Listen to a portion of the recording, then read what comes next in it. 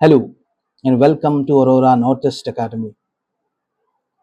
आज की आपने न्यूज़ देखी होगी। I think those who follow international relations, be it UPSC aspirant और not, nowadays many are interested in geopolitics. So आप जानते होंगे कि it has been confirmed that the supreme leader of Iran, Ali Khamenei, is no more. So it marks a watershed moment definitely in Israel-Iran warfare or conflict. So West Asia जो है एक volcano में खड़ा है। Last 2-3 दिन में यही लग रहा था कि something big is really going to happen, और सर्टेनली वो हो गया।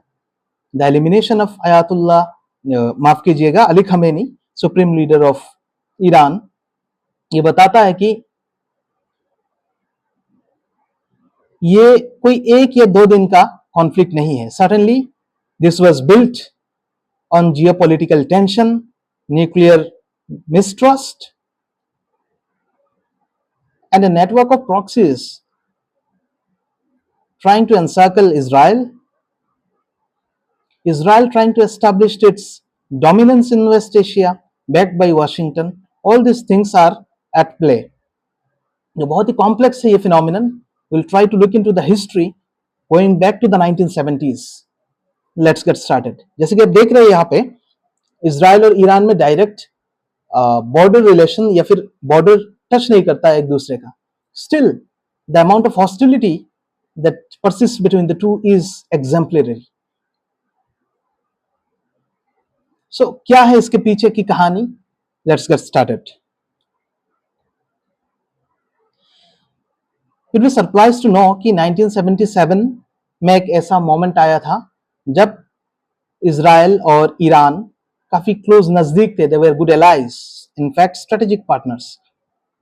ईरान प्लान कर रहा था कि एक मिसाइल एग्रीमेंट साइन करे इसराइल के साथ, and negotiations were going on behind the doors. So आज जिस जगह हम लोग खड़े हैं, इसमें इट्स अनइमेजिनेबल, अनथिंकेबल कि ऐसा कोई दौर रहा होगा जहां पे ईरान और इसराइल अच्छे दोस्त, अच्छे एलाई रहे होंगे। But this exactly was the case in 1977, and this bonhomie lasted till 1979. आप जानते होंगे 1979 में the Shah regime was toppled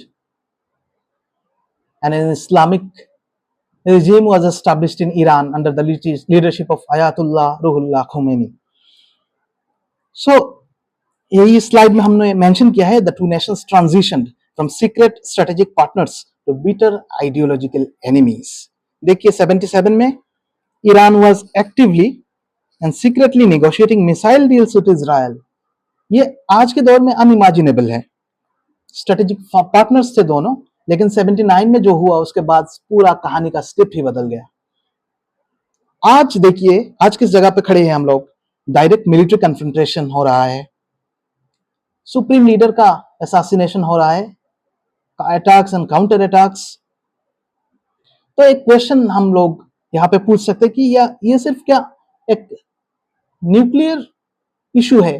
is it only about dismantling the nuclear facilities of Iran? Is it only about proxies and its network? Is it about regime change? क्या है ये the matter is very complex and the root goes back to the 1970s। आप देख सकते हैं 1979 में Islamic revolution हुआ और उसके बाद ईरान की जो आइडियोलॉजी है उसमें रेडिकल शिफ्ट आया। खमेनी के पावर में आते ही declare that the United States is the greater Satan, बड़ा शैतान का नाम दिया यूएस को, इजराइल को लिटिल सैटन या फिर छोटा शैतान, और अल्टीमेट ऑब्जेक्टिव ईरान का डिक्लेयर किया गया, liberation of Jerusalem. Liberation of Jerusalem becomes a core state objective of the Islamic Republic, Islamic regime of Iran. तो इसी से आइडियोलॉजिकल जो हार्शनेस, आइडियोलॉजिकल कॉन्फ्लिक्ट की बिगिनिंग हम यही से ट्रेस कर सकते हैं। देखिए, ईरान ने एक स्ट्रेटेजी अपनाया। Instead of direct confrontation, Israel was backed by Washington, बहुत पावरफुल था, तो instead of direct confrontation Iran ने क्या स्ट्रेटेजी अपनाया? कि Iran try to develop a vast network on non state actors. जगह जगह पे नॉन स्टेट एक्टर्स जो है, जो गवर्नमेंट नहीं है फिर भी गवर्नमेंट की तरह they try to deter Israel, जगह जगह में उन्होंने ये पॉप अप कर दिया। जैसे हिजबुल्लाह लेबनान में, जैसे बशर अल असद की जो रिजीम है सीरिया में उसको सपोर्ट किया, हमास का सपोर्ट किया फिलिस्तीन में, और शिया मिलिशियस को ईरान में सपोर्ट किया। इसको कहा जाता है, आप इसको अच्छे से देखिए, forward defence strategy of Tehran. I hope it's clear. और it try to encircle Israel in this way. आप देख सकते हैं यहाँ पे बाय अर्ली 2000s ईरान का जो इन्फ्लुएंस है वो स्ट्रेच कहां से कहां कर रहा था। बगदाद में ईरान में कर रहा था, लेबनान में कर रहा था, फिलिस्तीन में कर रहा था। So it try to encircle Israel without directly confronting it. Israel के लिए क्या थ्रेट था यहाँ पे? इजराइल को लगा कि वो हर जगह से नॉन स्टेट एक्टर से गिर रहा है, और it's very difficult to confront this non state actors. और चारों तरफ से जहां जहां इजराइल का डोमिनेंस या फिर प्रेजेंस रहा, they try to attack. Meanwhile Iran के हाथों न्यूक्लियर फैसिलिटीज का फॉर्मूला आया। It started developing nuclear facilities, uranium enrichment and all. Iran ने एक्सप्लिसिटली तो कहा this is for peaceful programmes, but Israel US versus species. फिर in 2015 under the leadership of the then US President Barack Obama, Iran को meeting negotiation table में लाया गया और agreement sign किया गया between US and Iran, the famous Iran nuclear deal या फिर JCPOA जिसको कहा जाता है। इसमें क्या हुआ, ईरान को सैंक्शंस जो लगा था ईरान में, उनमें रियायत दी गई in exchange for halting it's nuclear facilities. Iran ने प्रॉमिस किया कि वो न्यूक्लियर एनरिचमेंट नहीं करेगा, न्यूक्लियर मिसाइल्स डेवलप नहीं करेगा, उसके बदले उसको रियायत देना होगा इकोनॉमिक सैंक्शंस में। तो ऐसा चलता रहा कुछ साल, 15, 16, 17, but when Donald Trump came to the power, he decided to abandon this negotiation, abandon this agreement of JCPOA. It was scrapped altogether. Iran ने भी कहा कि हम लोग यूरेनियम एनरिचमेंट करते रहेंगे, will go on with our uranium enrichment and all. तो इससे आप कह सकते हैं कि 21st सेंचुरी में जो फॉल आउट था, it was the scrapping of JCPOA, that was the defining moment. तब से कभी नॉर्मलाइज नहीं हुआ।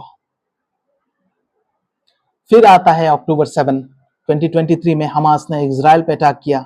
Innocent Israelis were killed. In retaliation Israel ने गाजा पे हमला किया, and we know more than 70,000 people were killed. Gaza was converted into a cremation, converted into a burial ground. People died of starvation. फिर US tried to intervene, लेकिन कुछ खास concrete कुछ हासिल नहीं हुआ, as we can see till now. तो अक्टूबर 7 में क्या हुआ, इमीडिएट गोल जो इजराइल ने जो देखा अक्टूबर 7 के बाद कि Hamas was an immediate threat and Israel had the chance to eliminate Hamas all together, और उनका जो हॉस्टेज है उनको भी रिलीज कर सकते थे। लेकिन the bigger opportunity was to dismantle the vast network of proxies working against Israel. वो that was the bigger objective behind Israeli assault. Meanwhile आप देख सकते हैं असद गवर्नमेंट का भी डिक्लाइन हो गया, तो Iran was on weak footing. ये 2025 होगा। 2025 में द सेटअप में indirect US Iran talks were going on, but just कुछ कॉन्क्रीट आने से पहले ही इजराइल अटैक्ड ईरान। यूएस ने भी ज्वाइन किया असॉल्ट। इन रिटेलिएशन ईरान ने बैलिस्टिक मिसाइल बैरेजेस छोड़े। 12 दिनों के बाद सीज फायर हो गया। ये न्यूक्लियर डिस्प्यूट अब छोटा मुद्दा हो गया है। It's no longer the bigger issue. The ultimate objective is the balance of power in West Asia. Israel का जो डिमांड है कि ईरान अपना न्यूक्लियर फैसिलिटीज रोल बैक करे, कंप्लीट रोल बैक, सब मिसाइल प्रोडक्शन बंद करे, और it should cease to support the non state actors and militias in the region. Iran बोल रहा है कि न्यूक्लियर पे हम लोग तैयार है, we are ready to negotiate nuclear issues, but refuses any negotiation on its regional influence और proxy networks. ईरान का जो वास्ट proxy networks है उस पे बातचीत पे वो अभी रेडी नहीं है. God knows अभी आने वाले दिन में क्या होगा. As the supreme leader is eliminated, a transitional government is at place, and I think Mustafa Khomeini will succeed the supreme leader, the now assassinated supreme leader, and we literally have no idea how the things will proceed from here on. तो Israel और US का जो ultimate objective जो था, आपने देखा होगा Venezuela में जो हुआ, if you have followed the development in Venezuela, the objective was regime change to do away with hostile regimes and establish someone friendly with the US. यही ईरान में ट्राई किया जा रहा है. सुप्रीम लीडर की अली खमेनी की assassination के बाद US would definitely try to have a friendly regime established there, but I think Iran would have other plans. तो आपने देखा होगा प्रेशर टैक्टिक का भी यूज किया गया होगा. प्रेशर टैक्टिक्स में प्रोटेस्टर्स सड़कों पे उतरे, उन्होंने डिमांड किया रिफॉर्म्स, बट प्रोटेस्टर्स को कुचला गया और फिर से वो थिंग्स पहले जगह पहुंच गया था. Nothing literally changed. तो अभी इस बड़ी घटना के बाद I think everyone can only guess what's at store.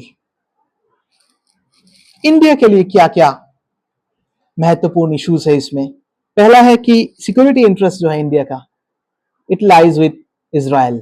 Iron Beam का जो है, प्राइम मिनिस्टर मोदी का टेल अवीव विजिट हुआ recently. India is on talks to develop Iron Beam with Israel.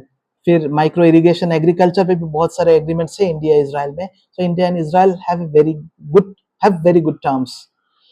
लेकिन इंडिया का other dilemma is about its energy security. India is heavily dependent on West Asia for its oil and energy security. Again, the issue of diaspora is there. Indian diaspora sent huge amount of remittances every year. तो उनका security safety is also an important issue. उसके बाद geopolitical, geostrategic autonomy के बाद जो है वो भी it is also an issue. आप देख सकते हैं कि पहले India, despite the repeated US warning of sanctions, India continued to purchase oil, Russian oil. फिर धीरे धीरे उसको कम करना पड़ा. तो स्ट्रेटेजिक ऑटोनॉमी जो है इंडिया हर प्लेटफॉर्म में इसके बात करता है.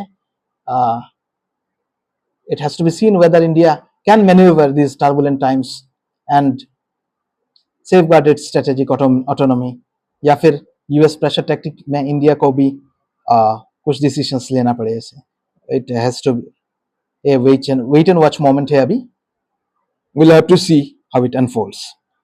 देखिए ये जीएस पेपर 2 में आप इंडिया फॉरेन पॉलिसी में देख सकते हैं, वेस्ट एशिया का जियोपॉलिटिक्स में देख सकते हैं, nuclear non proliferation, role of non state actors. These are the issues involve in this topic. GS paper 3 में इंटरनल सिक्योरिटी का है, प्रॉक्सी वॉरफेयर. ऐसे में आप power politics and international law, nuclear deterrence and global instability, region change intervention पे भी ऐसे पूछ सकता है यूपीएससी. ये जो टेंशन है और कॉन्फ्लिक्ट है एक दिन में डेफिनेटली पैदा नहीं हुआ. धीरे धीरे आइडियोलॉजिकल मिसट्रस्ट, धीरे धीरे ये सब एस्केलेट होता गया. 1979 रिवॉल्यूशन से शुरू हुआ, फिर प्रॉक्सी वार ईरान द्वारा, प्रॉक्सी नेटवर्क का क्रिएशन, न्यूक्लियर डिस्ट्रस्ट जो है 2015 में ओबामा, उसके बाद 18 में Trump, scrapping the JCPOA, October 7 Hamas attack, उसके बाद गाजा में जो हुआ, और अभी direct escalation. So it is a matter of concern and we have to see whether these tensions can be reversed or we are at the verge of diplomatic failure. I hope आपको अच्छा लगा होगा. This is a very big issue and certainly it can be asked in your exam, in your prelims and mains. ये सब पूछा जा सकता है कि अभी भी आप जियोग्राफी में, मैप में ये वेस्ट एशियन रीजन को आप अच्छे से देखिए, ईरान को देखिएगा, इजराइल को देखिएगा. I hope you have enjoyed the session. Thanks for watching Aurora Artist Academy. Thank you.